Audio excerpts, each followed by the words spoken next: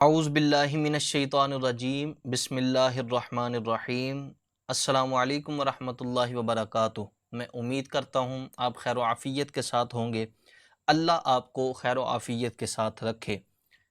چار عادتیں ایسی ہیں کہ جن کو میرے مصطفیٰ نے ناپسند فرمایا ہے، اور یہ چار عادتیں جس میں ہوں گی وہ ایسا بدبخت ہوگا کہ بروز قیامت سرکار بھی ایسے شخص سے چہرہ اپنا پھیر لیں گے، اپنا ودوہا کا مکھڑا پھیر لیں گے کہ جس شخص میں یہ چار عادتیں ہوں گی۔ وہ کون سی چار عادتیں ہیں؟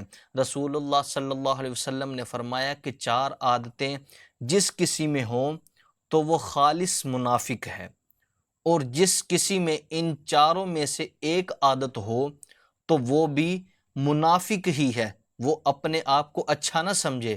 فرمایا کہ جس کے اندر ان چاروں میں سے ایک بھی ہوگی وہ پکا منافق ہی ہوگا، جب تک اسے چھوڑ نہ دے۔ جب تک وہ ایک عادت کو بھی نہ چھوڑ دے گا تب تک وہ اچھا مسلمان نہیں بن سکتا۔ پہلی کون سی عادت ہے؟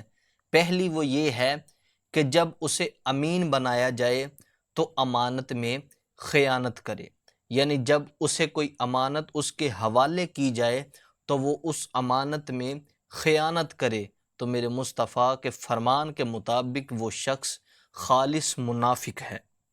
اور بات کرتے وقت، دوسری بات کرتے وقت جھوٹ بولے، یہ دوسری بات ہے، اور یہ پکا میرے مصطفیٰ کے فرمان کے مطابق منافق ہے کہ جب وہ بات کرتا ہے تو سچی بات نہیں کرتا بلکہ جھوٹی باتیں کرتا ہے، تو میرے مصطفیٰ نے فرمایا کہ وہ بندہ خالص منافق ہے۔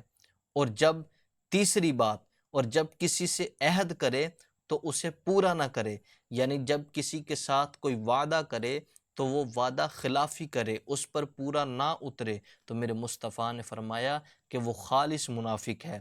اور چوتھی عادت، جب کسی سے لڑے تو گالیوں پر اتر آئے، جب لڑے تو وہ گالیاں دینا شروع ہو جائے، تو سمجھ لیں کہ یہ میرے مصطفیٰ کے فرمان کے مطابق یہ شخص منافق ہے اور خالص منافق ہے۔ اللہ رب العزت ان عادتوں سے پاک زندگی کر کے اپنی زندگی گزارنے کی توفیق عطا فرمائے۔